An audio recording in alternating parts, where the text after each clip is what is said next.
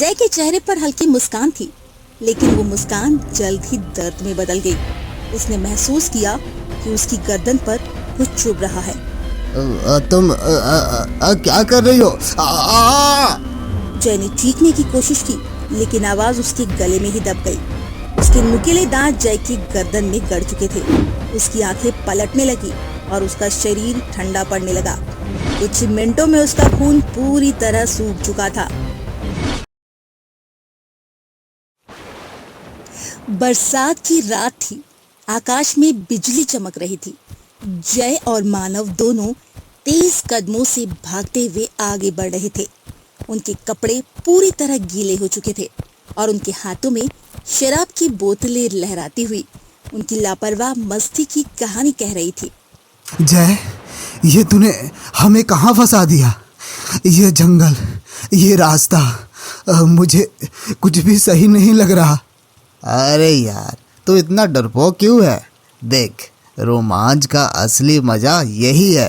ये जंगल, ये बारिश और ये बोतल, इससे बढ़िया और क्या चाहिए? जय, तूने कहा था कि ये शॉर्टकट है, लेकिन ये तो पूरा जंगल है। अरे यार, तू एडवेंचर का मजा ले और इस मौसम को महसूस कर। अचानक मानव की नजर कुछ दूरी पर एक पुरानी इमारत पर पड़ी। उसने जय को रुकने का इशारा किया। जय, उधर देखो, वो क्या है? जय ने घूर कर देखा। एक पुराना टूटा फूटा मंदिर था। उसके दरवाजे पर जंग लगे ताले लटके हुए थे। ओह, बढ़िया जगह मिल गई। चल, बारिश से बचने के लिए वहां चलते हैं। मुझे नहीं लगता हमें वहां जाना चाहिए। वो जगह मुझे सही नहीं लग रही। तू हमेशा डरता रहता है। देख, यहाँ कोई भी नहीं रहता। बारिश से बचने के लिए इससे बेहतर जगह कहीं नहीं मिलेगी। चल।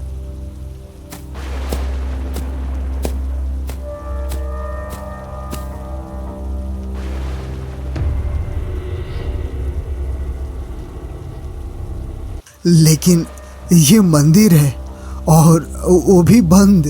तो डर मत यार, ये तो बस एक खंडर है। चल अंदर चलते हैं। दोनों मंदिर के बाहरी हिस्से के अंदर घुस आए। अंदर का माहौल ठंडा और अजीब सा था। हवा में अजीब सी गंध थी।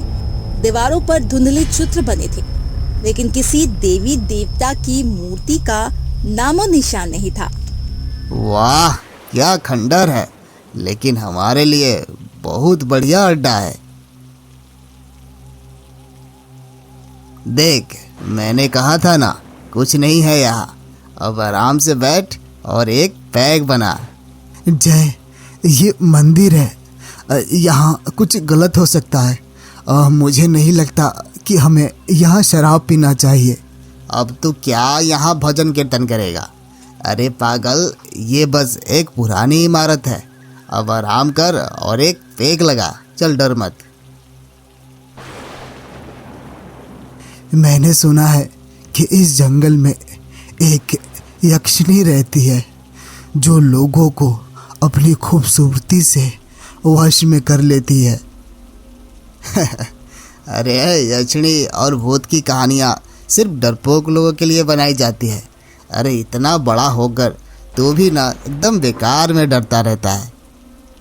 मानव की झिझक के बावजूद दोनों ने शराब पीनी शुरू कर दी। दोनों ने कुछ ही देर में पैक पर पैक लगाए। पहले एक ग्लास, फिर दूसरा और फिर तीसरा। बारिश की आवाज के साथ उसका नशा भी गहराता गया। कुछ देर बाद जय ने बोतल का आखिरी घूंट लिया और झूमते हुए वहां पर खड़ा हो गया। देख भाई, क्या मौसम है, क्या नजारे हैं। चारों तरफ जंगल और ये रिमझिम बारिश। लेकिन बस एक चीज की कमी है यार। अब किस चीज की कमी रह गई? अगर कोई लड़की होती तो मजा आ जाता। तो अपनी उस कहानी वाली यक्षिणी को बुला लेना। दोनों भाई मिलकर मजे करेंगे। तू पागल हो गया क्या? किसी के बारे में ऐसा नहीं बोलते। चल वे साले फट्टो, मेरे कहने से थोड़ी ही वो आ जाएगी, और अगर आप ही गए तो मेरा क्या कर लेगी। चल एक काम करता हूँ, मैं उसे बुलाता हूँ और देखता हूँ कि वो आती है या नहीं। यक्षिनी, ओ यक्षिनी, कहाँ हो मेरी जान? अब आ भी जाओ, मुझे यूं ना तड़पा। तो साला कभी नहीं सुधरेगा।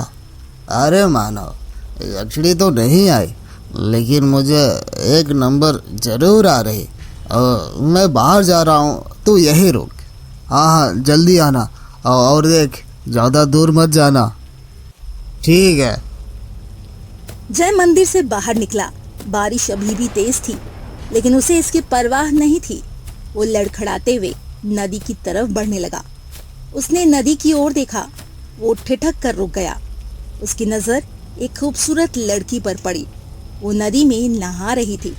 वो इतनी सुंदर थी कि उसकी आंखें फटी की फटी रह गई। लंबे काले बाल, चमकती त्वचा, गोरा बदन, वह किसी स्वर्गीय अप्सरा जैसी लग रही थी। कौन है ये खूबसूरत भला? जय ने बुदबुदाया और उसके करीब जाने लगा।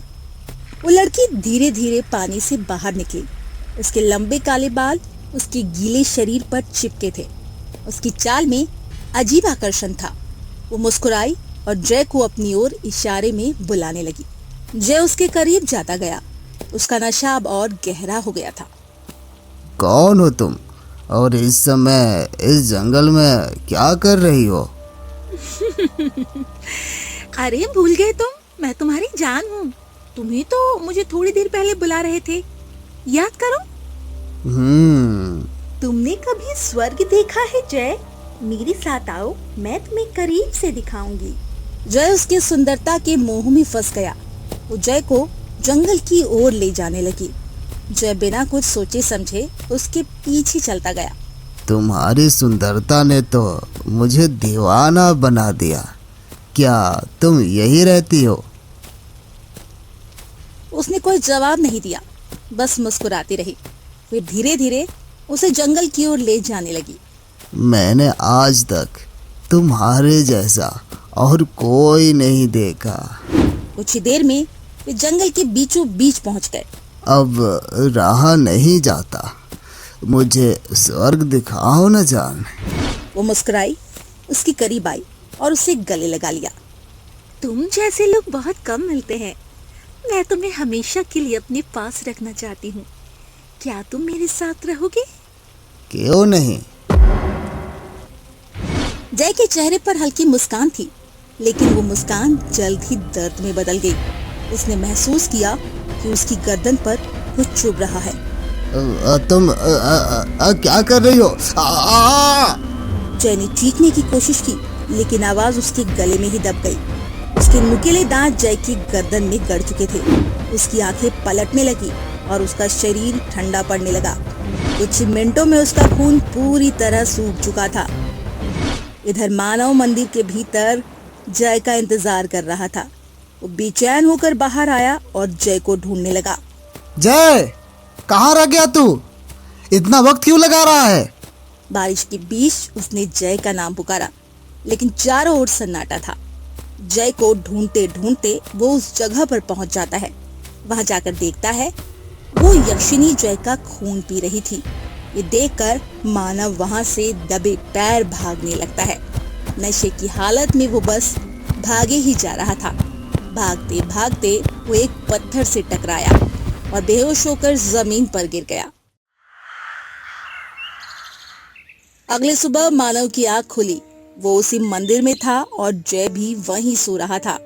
जय को जिंदा देखकर उसकी जान में जान आई। ओह, ये तो बहुत बुरा सपना था। अगर आपको ये कहानी पसंद आई हो तो वीडियो को लाइक करें, शेयर करें और ऐसी ही डरावनी कहानियों के लिए चैनल को सब्सक्राइब करना ना भूलें। अगली कहानी में फिर मिलेंगे एक नए डर के साथ।